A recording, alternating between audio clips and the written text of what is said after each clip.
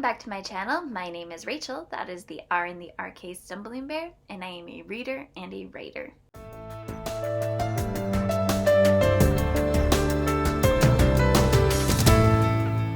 And this is my week 12 wrap-up.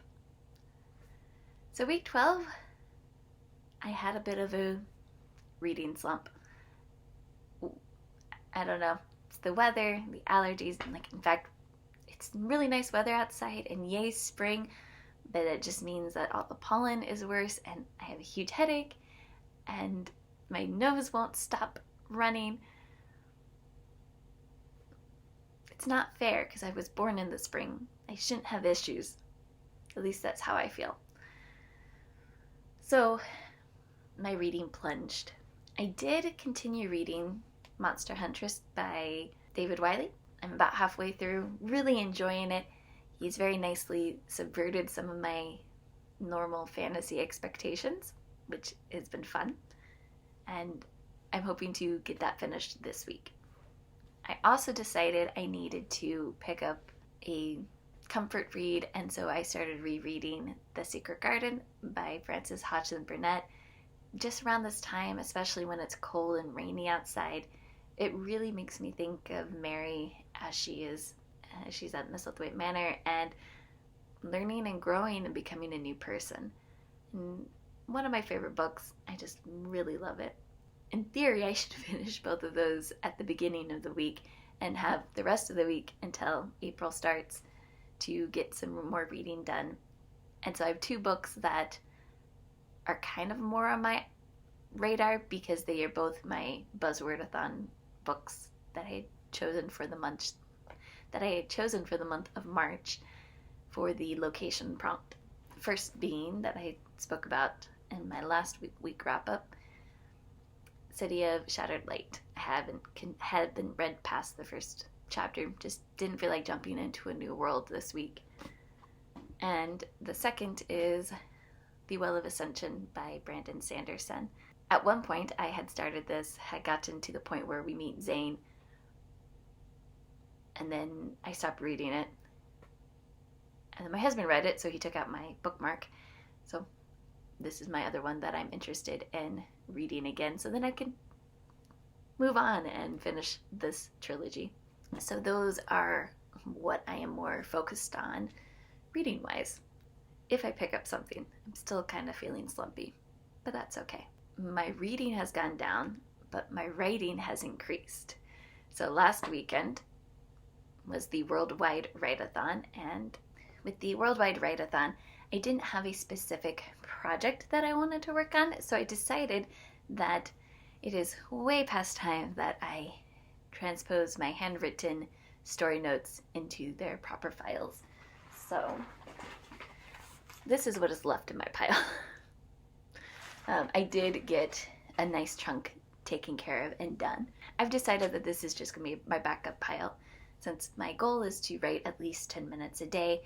If I am not feeling inspired or am trying to figure out where to go in my current work in progress, I can pick up this pile and work on it to hopefully get rid of the paper and get it on my digital, get it into the digital documents.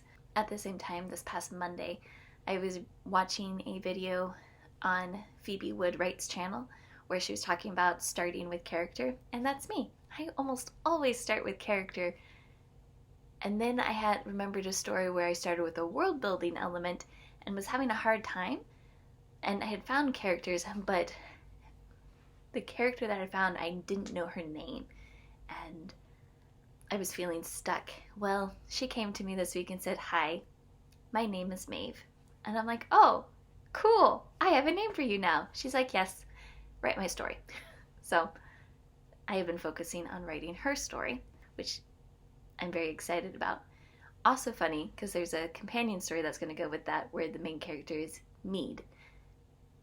And I'm like, why do I have two names that are so common, or look so close? I don't know, but obviously those characters are going to have to talk about it. That way we can help readers differentiate, because these are their names. And for me, once the characters have said what their names are, I can't change them. Now when I do write, I do put in, like, just to keep writing, if they're like, oh, they meet this character and their name doesn't come to mind, I will use a placeholder name. I frequently will put in my husband's name, my sister's name, friends' names, because I know when I am going back through and editing that name, I'll see that, I'm like, oh yeah, that's not their name, that was a placeholder. I'll just know that that's a placeholder. But once they have their names, that is their names. I cannot change the name. So my main character for this story is Maeve, and the companion story is Mead, and yeah, they meet in this Maeve story. So yeah, that will be fun and interesting. So I've also made this my April NaNoWriMo story. I made my goal to be 30. Just my goal is to write every day. I'm not worried about word count, and I'm in drafting phase. I'm in zero drafting, which means just word vomit on the page. I'll clean it up later in editing. If you participate in the Camp Nanos, I'll leave my ID down below if you want to be buddies. I like buddies. I don't spend a lot of time on the website, but I like buddies. It's fun to get to see who's there and what they're working on.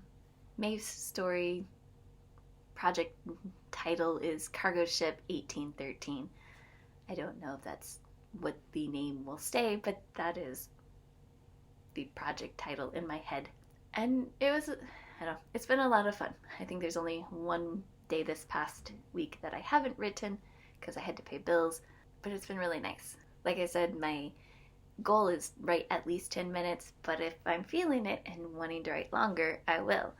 Which is actually what happened yesterday. I was writing, looked up, and I'm like, I need to head to work. It was after the time I usually like to leave. So yeah, I'm excited. I'm still writing in Cargo Ship. I'm still writing the parts that I've already daydreamed about, and so I kind of know how they're gonna go. I'm sure I'll feel a little more frustrated once I get to the sections where I'm like, I don't know what's next. Yeah. And I know that in my head that this is going to be a dual POV. Maeve is the main POV point, and there's going to be a male POV who comes in later. And I'm not sure quite how that's going to work. Because I'm not sure if I know his name. So I might get stuck and have to use a placeholder name just to continue. We'll see. We'll see how things are going. Right now, I'm having a great time.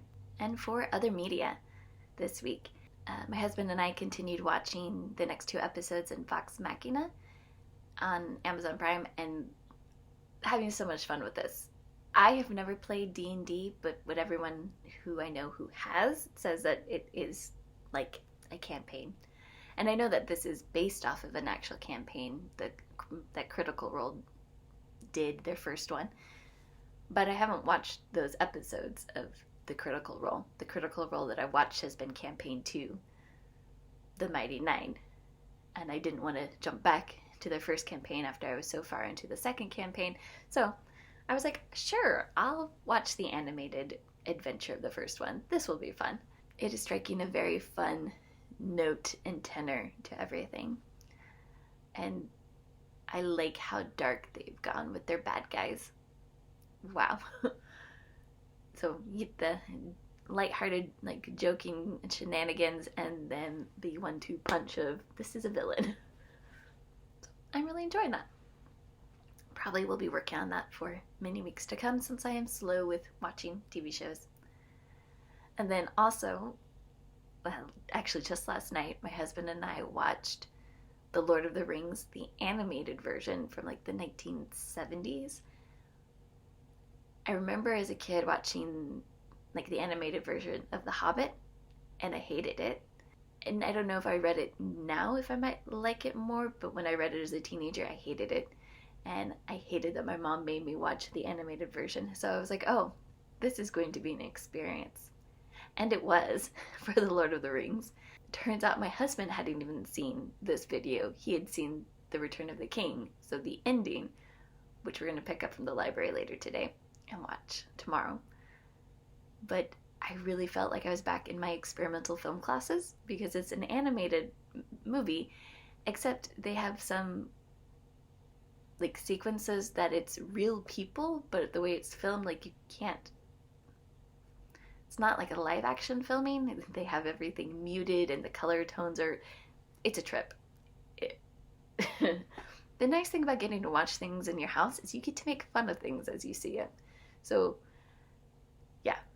But I can also see, like, Peter Jackson's Lord of the Rings, like, took scene by scene. And I mean, shot, frame, everything is from these cartoons.